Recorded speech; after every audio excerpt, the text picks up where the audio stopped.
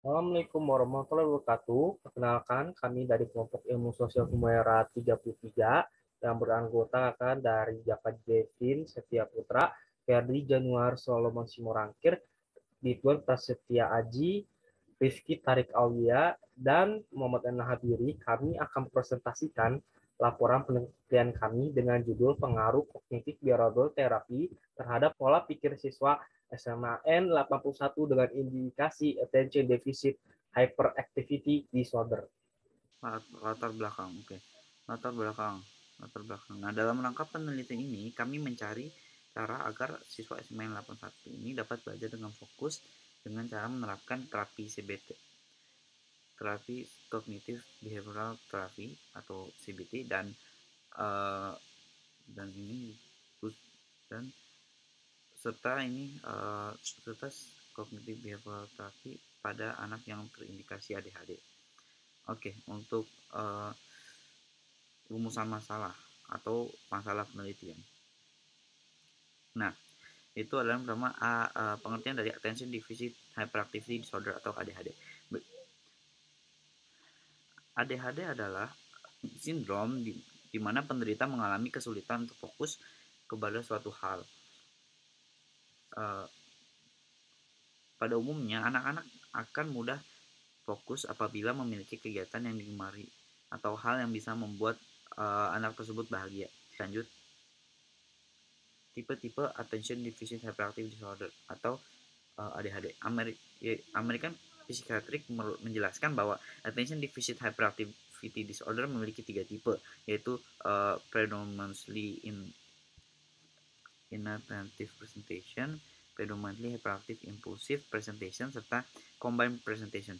Pengaruh attention deficit hyperactivity disorder. Pengaruh attention deficit hyperactivity disorder adalah uh, hambatan hambatan konsentrasi, pengendalian diri, serta hiperaktif. Oke, lanjut. Kognitif behavioral therapy adalah terapi kognitif perilaku umumnya. Terapi kognitif perilaku umumnya digunakan untuk menangani masalah kesehatan mental seperti kecemasan dan depresi. Namun tidak hanya itu, terapi kognitif perilaku juga bisa digunakan untuk membantu Anda menghadapi masalah yang ditemui sehari-hari. Adalah dampak kognitif behavioral therapy. Dampak yang ditimbulkan dari kognitif behavioral therapy pada penderita ADHD maupun siswa adalah dengan adanya terapi ini dapat meningkatkan keterampilan sosial penderita ADHD yang meliputi aspek kerjasama, tanggung jawab, empati, dan kontrol diri. Cara kerja kognitif behavioral therapy. Cara kerjanya yaitu dengan cara mengubah pikiran dan perasaan negatif menjadi lebih positif. Berikut adalah cara-caranya, yaitu yang pertama adalah identifikasi permasalahan. Yang kedua, berfokus pada mencari solusi. Tiga, mencari cara termudah guna memperbaiki pola pikir pengidap. Empat, membantu melatih kebiasaan positif. Beberapa sesi CBT untuk mengobati gangguan kecemasan umum, terapi akan mengulang kembali tahapan ini guna mengetahui apakah metode ini tepat dan bermanfaat untuk kamu. Tujuan dari penelitian ini, tujuan yang ingin kami capai yaitu satu, untuk memberikan wawasan pengetahuan mengenai attention deficit hyperactivity disorder dan pengaruhnya khususnya siswa yang diperlukan masyarakat luas. Dua, untuk mengetahui pengaruh pola pikir siswa penderita attention deficit hyperactivity disorder. Tiga, untuk menginformasikan dampak kognitif behavioral therapy terhadap penderita attention deficit hyperactivity disorder. Selanjutnya, saya akan menjelaskan mengenai metode penelitian serta pembahasan secara langsung. Penelitian ini akan dilaksanakan dari 12 Februari 2022 hingga 30 Februari 2022. Terdapat 3 fase penelitian ini. Yang pertama adalah fase wawancara.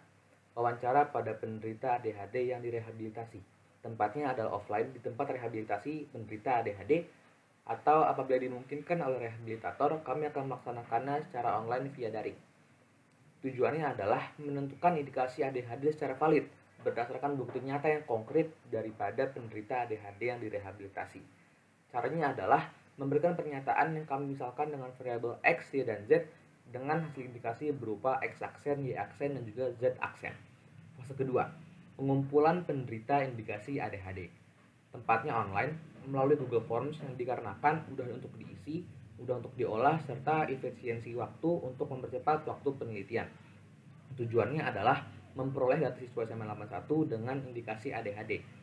Caranya, memberikan Google Forms pada siswa SMA 81 kelas 10 hingga kelas 12 dengan pertanyaan berupa variabel indikasi, yaitu X aksen, Y aksen, dan juga Z aksen, dengan total populasi siswa SMA 81 berupa 859. Dengan menggunakan margin of error 8%, perhitungan kami dapat digeneralisasikan populasinya dengan N sama dengan 133 orang. Fase ketiga adalah pengobatan ADHD dengan CBT. Tempatnya adalah offline dengan penderita indikasi ADHD bertemu secara langsung pada psikiater. Namun, apabila diperbolehkan oleh psikiater, kami akan memilih opsi online apabila dapat dilaksanakan dengan baik dan tidak terdapat perbedaan dampak dari CBT-nya. Tujuannya adalah mendapatkan bukti nyata bahwa CBT dapat menyembuhkan atau setidak-tidaknya mengurangi dampak daripada indikasi ADHD yang berupa variabel X aksen, Y aksen, dan juga Z aksen kepada siswa 81, serta membantu memulihkan siswa 81 dengan indikasi ADHD. Caranya adalah memberikan CBT pada siswa 81 dengan indikasi ADHD, lalu dengan teratur menanyakan hasilnya dengan formulir yang kami misalkan dengan hasil dari X aksen, Y aksen, dan Z aksen dengan CBT. Kami berharap hasil yang kami dapatkan berupa positif sehingga CBT ini dapat digunakan untuk menyelesaikan masalah pada penderita indikasi-indikasi ADHD. Analisis adalah penyelidikan terhadap suatu peristiwa, perbuatan untuk mengetahui keadaan yang sebenarnya, sebab musabab, di mana penguraian suatu pokok atau berbagai bagian untuk memperoleh pengertian yang tepat dan pemahaman arti secara keseluruhan. Metode penelitian kami menggunakan dua data, yaitu data kualitatif dan juga data kuantitatif. Data kualitatifnya berupa wawancara kepada penderita ADHD yang direhabilitasi, sementara data kuantitatifnya adalah pengumpulan penderita indikasi ADHD dengan menggunakan Google Forms pada siswa SMA 81. Terima kasih.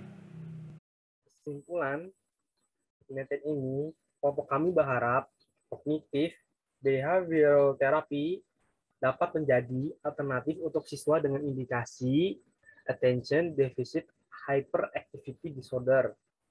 Sekian presentasi dari kelompok kami.